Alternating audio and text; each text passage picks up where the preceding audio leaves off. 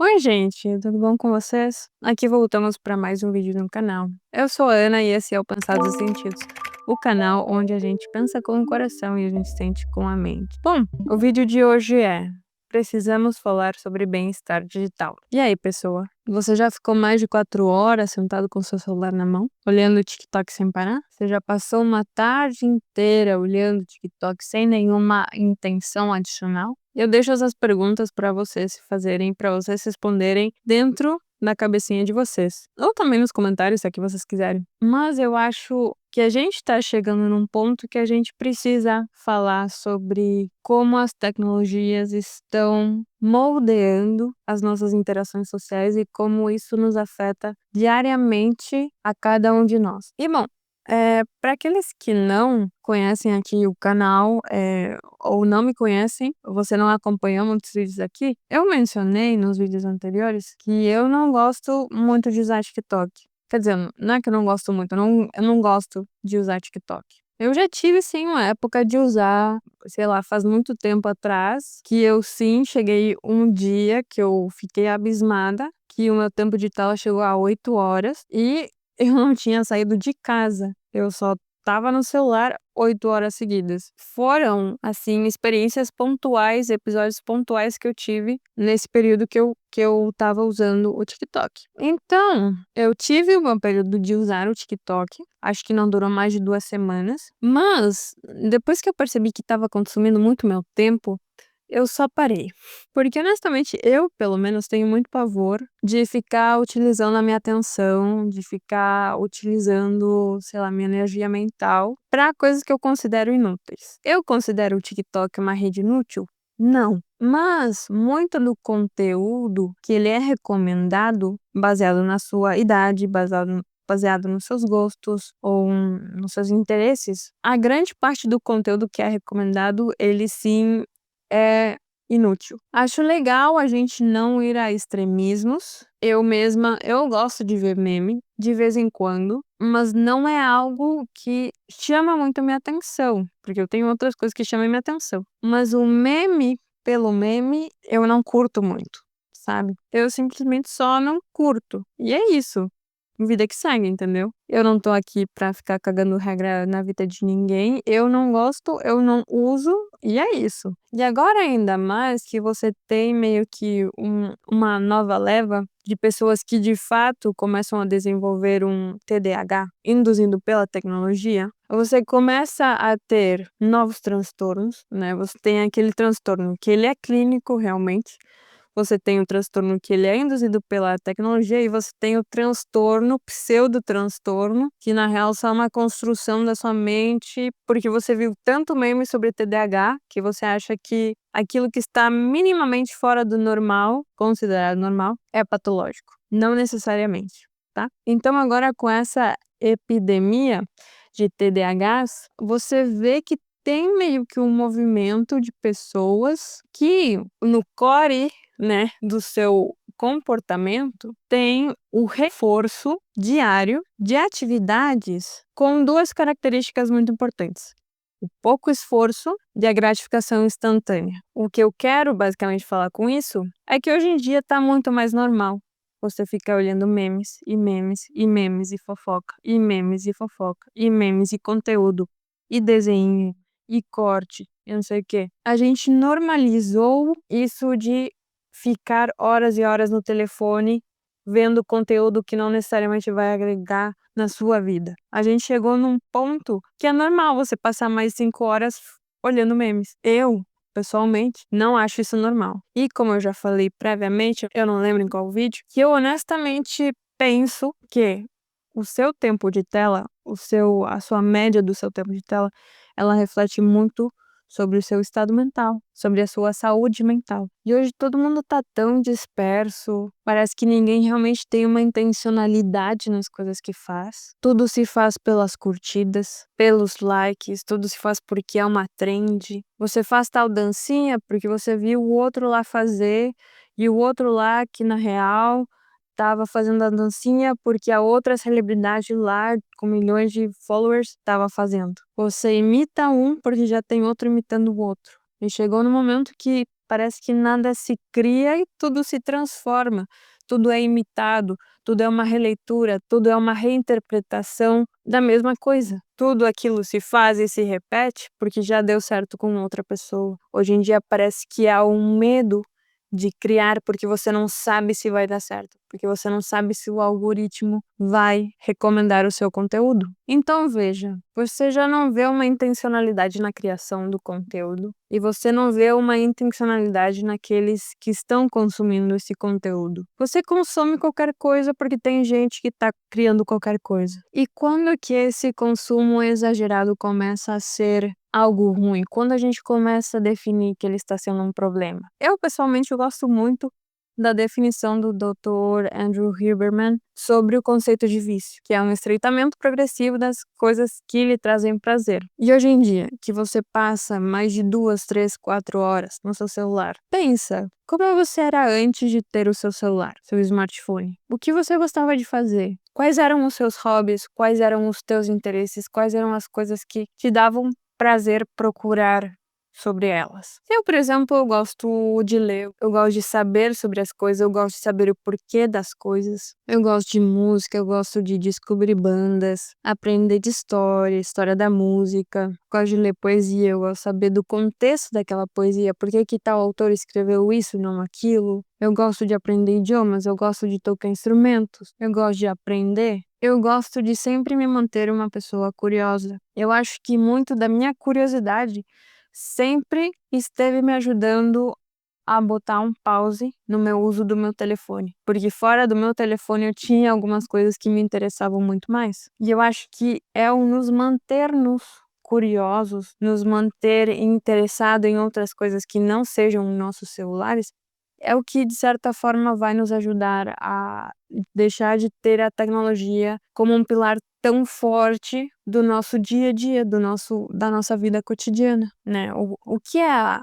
e o que é B? E qual a diferença entre A e B? Quando me convém A e quando me convém B? E claro, esse tipo de curiosidade, ela demanda um certo esforço cognitivo, porque você ter que pensar sobre quais perguntas você quer fazer sobre determinado assunto, ele exige certo esforço e ele exige essa curiosidade, essa vontade, essa intencionalidade de se perguntar. E se você não tiver uma pessoa para responder as suas perguntas, a primeira coisa que você vai recorrer vai ser um motor de busca. Hoje todo mundo meio que tá nessa de querer usar o ChatGPT como um motor de busca, justamente porque o ChatGPT, ele mastiga todo o conhecimento, ele sintetiza todo o conhecimento, todos os pontos principais daquilo que você está perguntando, para te dar o conhecimento de uma forma fácil de assimilar. A gente não tem mais essa cultura de procurar no Google, procurar sobre determinado assunto no Google, ver os resultados de cada site, analisar o título, analisar aquela pequena descrição, analisar qual link é melhor para mim. Não existe mais essa cultura. Os jovens, que eu também sou parte desse grupo, mas eu não me identifico com esse comportamento, os jovens, eles hoje em dia utilizam o ChatGPT para tudo, para qualquer tipo de pesquisa. E eu não quero dizer aqui que eu nunca utilizei ChatGPT como motor de busca. Já utilizei, mas eu sinto um prazer muito maior quando sou eu que busco, quando sou eu que estou indo atrás daquele conhecimento que eu quero. Porque o ChatGPT, ele até pode utilizar sites, né, para fazer a sua busca, mas ele não consegue depois, por exemplo, pegar PDFs e ler o PDF da mesma forma que você o faria buscando através do Google. Ele ainda tem as suas limitações, mas a vantagem que ele dá é justamente porque ele é fácil de assimilar. Muitas vezes eu, honestamente, utilizo o ChatGPT como a minha primeira busca para logo traçar as coisas que eu quero realmente procurar daquele tópico, e daí recém eu vou procurar no Google.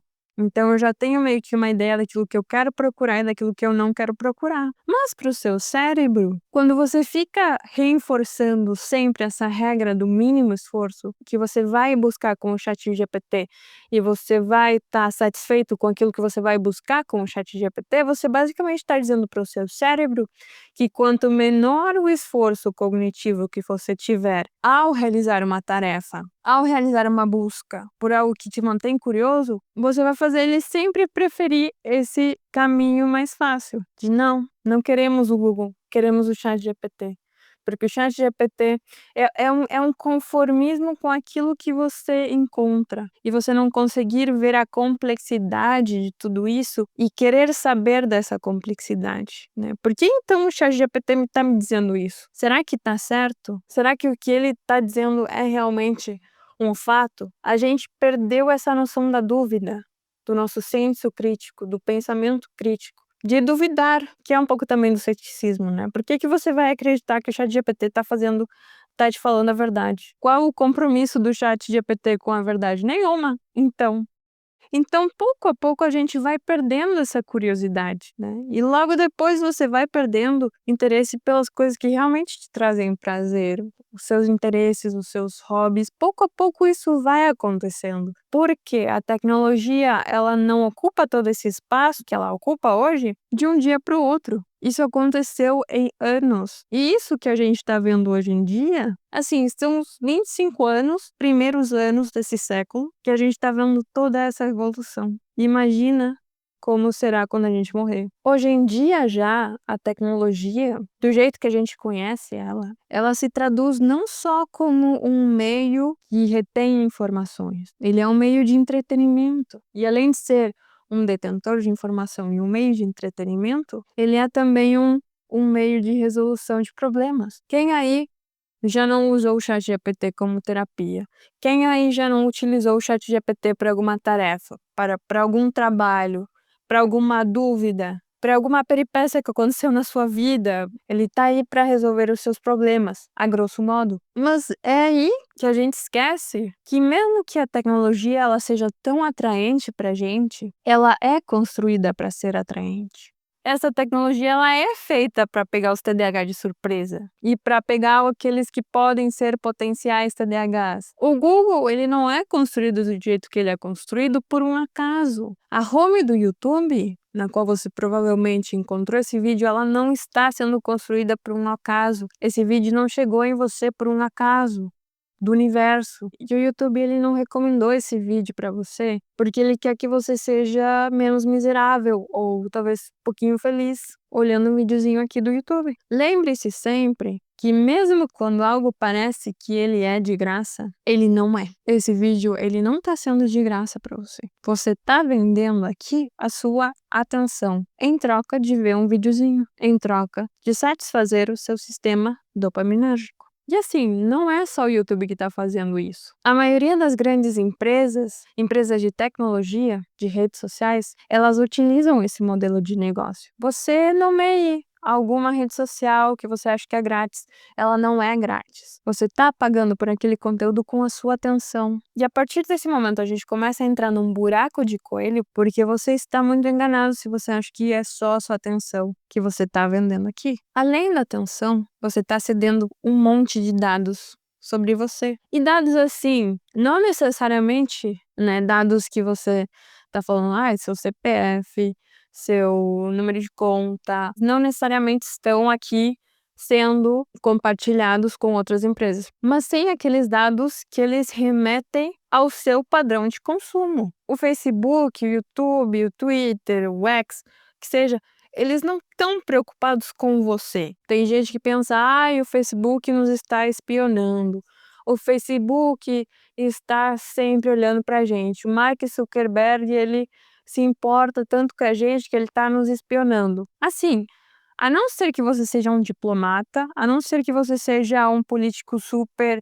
influente, a não ser que você, sei lá, seja um multimilionário, meio que o Marcão ele tá, assim, pouco se lixando com o que você faz ou deixa de fazer nas suas redes sociais ou dentro do seu telefone. O que eles querem realmente saber são os seus padrões de consumo, que roupinha que você gosta, qual item que você gosta, quais itens que você gosta de eletrodoméstico, você gosta de celular, você gosta de móveis e quais coisas você está disposta a comprar, quais são os seus interesses de compra. Tal pessoa está interessada em desenvolvimento pessoal? Tem um monte de curso sobre desenvolvimento pessoal para oferecer para essa pessoa. É toda uma questão de você classificar as pessoas e saber para quais pessoas você tem que direcionar tais anúncios. Você não só está pagando com a sua atenção, você também está pagando com os seus dados. Dados que falam sobre você, sobre os seus padrões de consumo. Os anúncios que você vê nessas plataformas, eles não são em vão. Os algoritmos, eles analisam isso. Quanto tempo você permanece no post, sobre o que trata esses posts, que você passa muito tempo neles. Se você abre os comentários, se você comenta, o que você comenta, se você compartilha, para quem você compartilha. Eles vão tentar analisar tudo quanto é coisa dentro da sua interação com aquela rede social para saber o que você está disposto a comprar. É basicamente isso. Você não é o cliente do Facebook, você não é o cliente do Meta, você é apenas o produto deles. E eles vão tentar analisar todos os seus produtos para criar o que hoje a gente conhece como feed infinito. Eu não sei se você se deve lembrar nessa época, mas há muitos anos, quando o Instagram recém estava começando a ser de fato uma rede social, que você seguia as pessoas que você estava seguindo, geralmente seus amigos, porque celebridades na época não tinham contas estouradas. Você seguia os seus amigos e assim, quando acabava os posts dos seus amigos, o feed do Instagram acabava. Não sei se você tem essa memória, mas ele acabava. Tinha um momento que você não conseguia mais scrollar para ver novos conteúdos.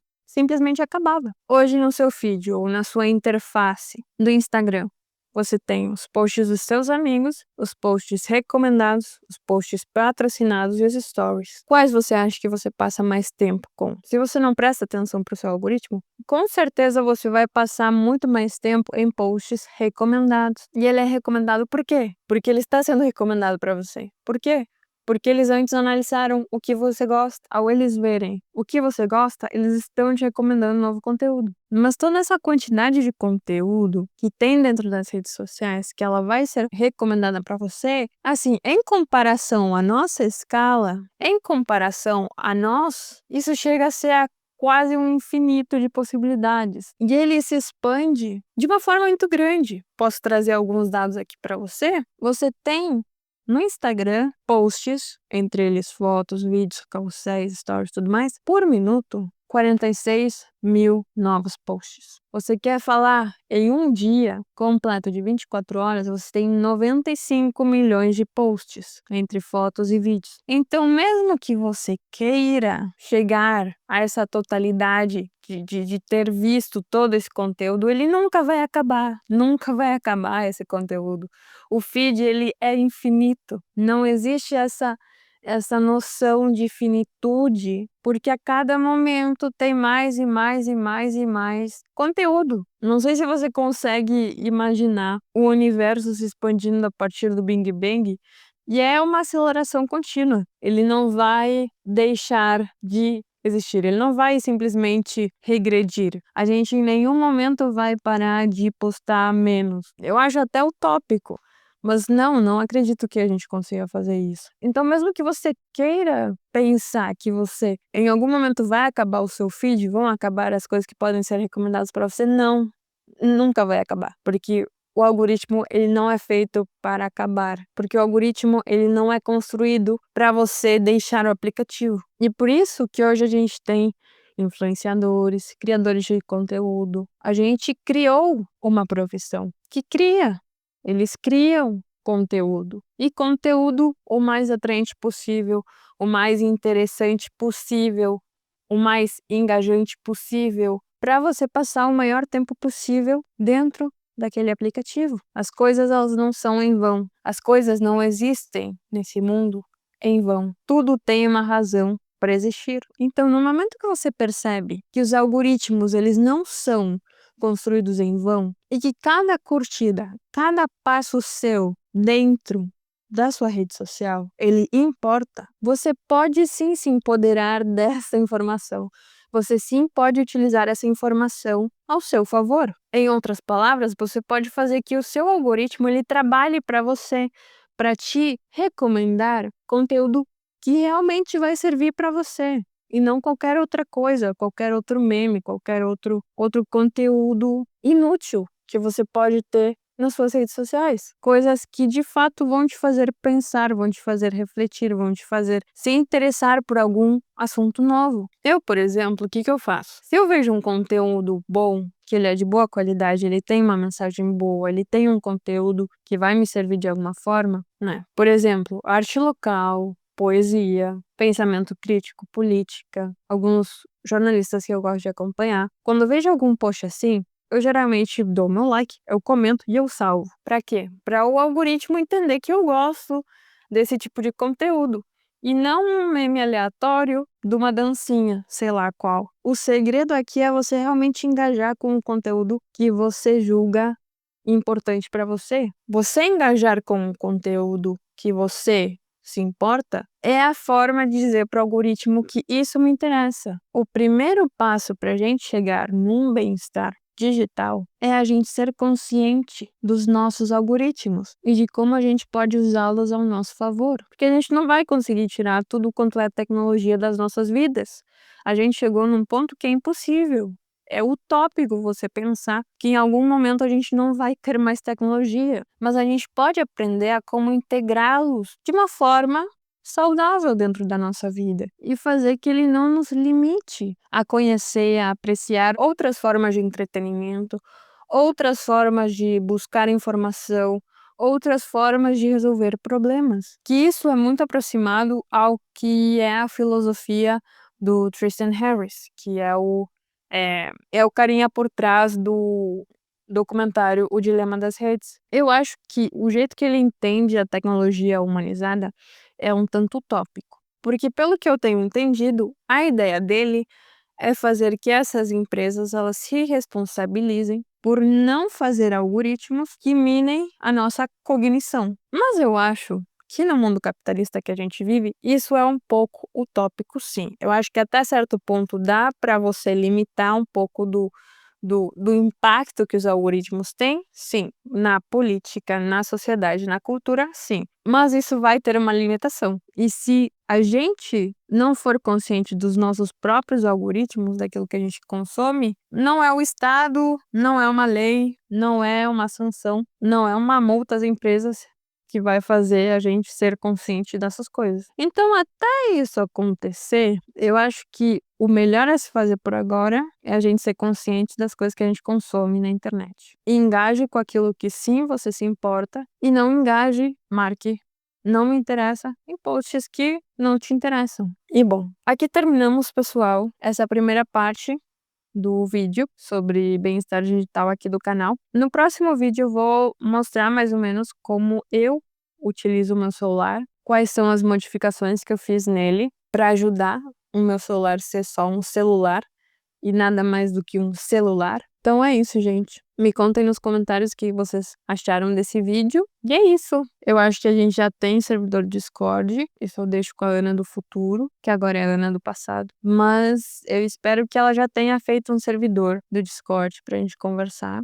E se não, bom, tudo bem, tudo bem. Ela que leve o seu tempo pra fazer isso. Mas certamente a gente já tem um Discord, tá? Dá uma olhada aqui na caixa da descrição. Talvez já tenha um Discord, tá? Então a gente se fala por lá. E se não, por aqui também, tá? Dá like, deixa o seu comentário, compartilha esse conteúdo com alguém que você julga que vai se importar com esse tipo de coisa. E é isso, gente. Até mais. Vejo vocês no próximo vídeo e tchau!